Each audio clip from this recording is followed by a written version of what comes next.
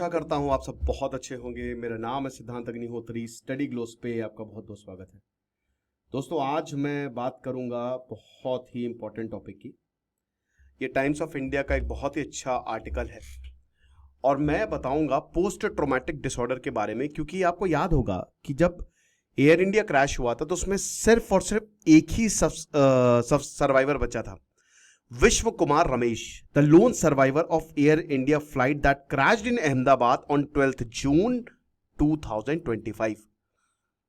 वो क्या कर रहे हैं, उन्होंने क्या बताया है? उनकी एक बीवी है और 4 साल का बच्चा है। वो इस समय यूके लाइसेस्टर में रहते हैं। लेकिन देखिए हालात कितने बिगड़ जाते हैं। और इसी सबसे थोड़ा सा आपको रिलीफ देने के लिए हमने एक अपना ट्रैवलिंग चैनल शुरू किया, सुकून के नाम से। वो एक व्लॉगिंग चैनल है, ट्रैवलिंग चैनल है, तो आप उसको प्लीज सब्सक्राइब करें। डिस्क्रिप्शन कमेंट में लिंक है। तो ये तस्वीरें आपने देखी होंगी और बहुत ही भयावह तस्वीरें थी ये। ठीक है, पूरा का पूरा जो एक प्लेन है वो एक हॉस्टल की मेस में घुस गया था और कितने लोग मारे गए थे, याद है? कोई भी नहीं बचा था 12 जून को। लेकिन 12 जून को हमने एक और चीज देखी। जैसे ही ये प्लेन उड़ा, क्रैश हुआ, लेकिन जाखो राके साइया मार सके ना कोई। AI-171 फ्लाइट अहमदाबाद से लंदन जो जा रही थी, ब्लैक स्मोक, बट भाई इमरजेंसी एग्जिट पे एक आदमी बैठा था, वो निकल गया वहां से। व्हाइट टी शर्ट पहनी थी उसने और ग्रे ट्राउजर, और वो भाग रहा था। The plane has exploded, plane फटोची, वो चिल्ला रहा था। हॉरिफ्लाइंग विजुअल जिसको बोलते हैं। सब के सब मर गए थे। 242 पैसेंजर्स में से 169 वर इंडियन नेशनल्स, 53 ब्रिटिशर, एक कैनेडियन और 7 पुर्तगाली थे। कोई बचा नहीं था, बस एक विश्वास कुमार रमेश। ये 39 साल के हैं, लोन सर्वाइवर। और हम जरा सा देखते हैं इनके बारे में, क्योंकि अब ये जी नहीं पा रहे हैं। ये बताते हैं कि मैं कमरे में बंद रहता हूं, किसी से बात नहीं करता हूं, और अभी तक मुझे वो हेल्प मिली ही नहीं है, ना ही एयरलाइन से, ना ही यूके की गवर्नमेंट से। और यूके की गवर्नमेंट मतलब यूके की सिटीजनशिप है, आपको बता दूं। हम यहां पे लाइसेस्टर में यूके में रहते हैं। संजीव पटेल का ये रेजिडेंस है, जो कि यहां के कम्युनिटी लीडर है। Silver Volvo SUV pulls up और विश्वास वहां से निकलते हैं। ठीक है, अब वो यहां पे जो जर्नलिस्ट है वो बता रहे हैं कि वो मेरे घर के बगल में रहते हैं। ठीक है, और अब वो चल रहे हैं। मैं उनको पहली बार देख रहा हूं, लेकिन कहीं ना कहीं उनके दिमाग में वो डर बैठ गया है। इसकी वजह से वो अब ड्राइव भी नहीं कर रहे हैं, कोई और ड्राइव कर रहा है। पटेल जो हैं अभी उनकी फैमिली को हेल्प कर रहे हैं, लेकिन तो ये बताते हैं कि विश्वास जो हैं वो पूरी तरीके से टूटे हुए हैं। He looks like a broken man. जो जर्नलिस्ट हैं जब इनसे मिले तो पूरी तरीके से, और अभी भी इमोशनली वो वहीं पे फंसे हुए हैं। फिजिकली तो वो बाहर आ गए, वो बच गए, लेकिन वो वहीं से ही फंसे हुए। कहते हैं हॉन्टेड मैन। वो बताते हैं कि ट्रेजेडी के बाद मेरी बीवी और मेरा बेटा नहीं, पूरी फैमिली कंप्लीटली ब्रोकन डाउन। मैं तो परेशान हुई फिजिकली, मेंटली, पूरी फैमिली परेशान है। बल्कि मैं बच गया हूं। 11A पे बैठे थे ना, इमरजेंसी एग्जिट के बिल्कुल बगल वाली सीट। उनके यंगर ब्रदर अजय कुमार जो 11J पे बैठे थे, वो आज है नहीं। और दोनों भाई जो है वो फिशिंग बिजनेस चलाते थे और दोनों भाई एक दूसरे से बहुत प्यार करते थे। अब जाहिर सी बात है, विश्वास जो है वो जब ये पूरा हादसा हुआ, उन्होंने अपने भाई को खोया। वो कुछ समय हॉस्पिटल में रहे। ठीक है, उसके बाद वो दीव वापस, ओरिजिनली वो दीव से हैं, वहां पे वापस गए। दोनों भाई वही फिशिंग बिजनेस चलाते थे। विश्वास को मेडिकल ट्रीटमेंट मिला, लेकिन उनका भाई तो मर गया।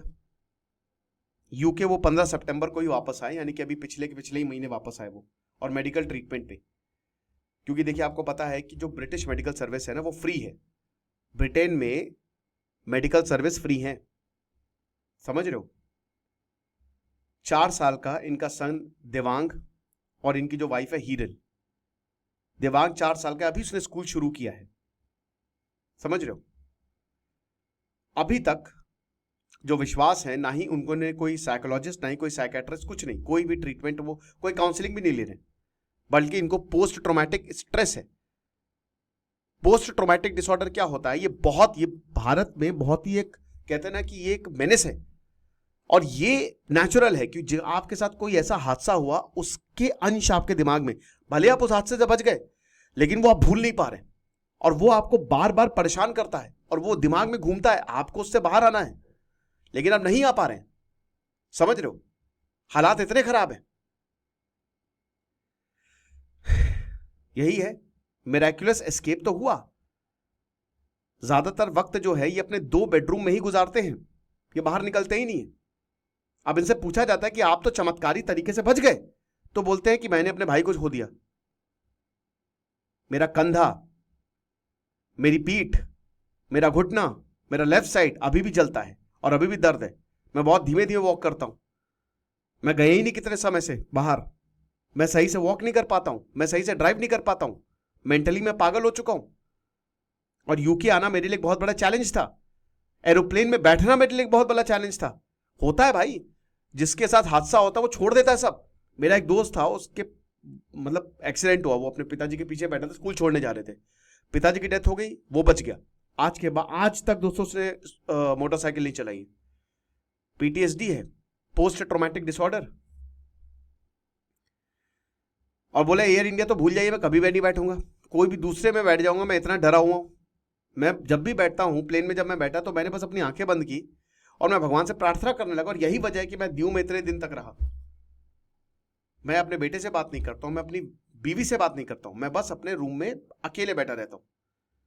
ट्रेजेडी ऐसी थी कि फ्लैशबैक आते हैं।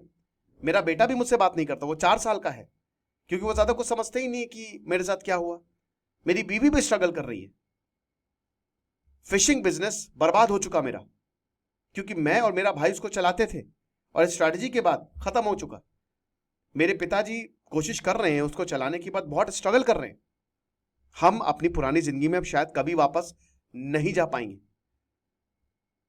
ये बताते हैं, फैमिली की इनकम खत्म हो रही है, लिमिटेड वेलफेयर सपोर्ट जो हमको मिल रहा है, we are relying on that. इनकी वाइफ का जो यूके यूनिवर्सल क्रेडिट बेनिफिट है वो भी रुक गए हैं, क्योंकि वो भारत चली गई क्रैश के बाद। तो फैमिली फाइनेंशियल डिस्ट्रेस और ज्यादा बढ़ गया है। तो ये जो पेन और ट्रॉमा है इनके साथ है। अब ये बताते हैं कि मेरे पेरेंट्स जो हैं वो 25 साल पहले यूके में आ गए। मेरे पिताजी रमेश, उन्होंने यहाँ पे लाइसेस्टर में, क्योंकि आपको पता है कि यूके को और स्पेशली जो लाइसेस्टर है ये टेक्सटाइल हब माना जाता है, तो यहाँ पे गारमेंट बिजनेस जो है वो शुरू किया, कपड़े का बिजनेस। विश्वास दीव में पैदा हुए थे, वो तब यहाँ पे यूके आए थे जब वो 14 साल के थे। मैं बोलते हैं कि मैं अपने पिता के साथ ही आया था पढ़ने के लिए, पहले तो खाली मेरे पिता गए थे और धीमे धीमे मैंने अपने फैमिली को सपोर्ट करना शुरू किया।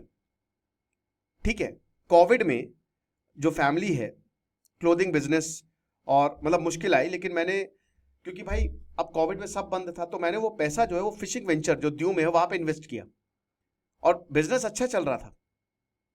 ठीक है, धीमे धीमे वो बढ़ रहा था, लेकिन मेरा भाई अजय वो मेन था जो उसको चला रहा था, लेकिन अब वो चला गया है और मेरे साथ कोई नहीं है।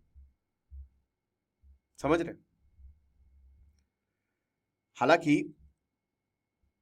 रमेश, विश्वास और उनके 2 यंगर ब्रदर्स नयन कुमार और सनी कुमार, उन्होंने इसको चलाने की कोशिश की, बट वो इम्पॉसिबल रहा, कोई छोड़ ही नहीं पाया। फैमिली बोट्स जो हैं वो नहीं ऑपरेट कर पाई,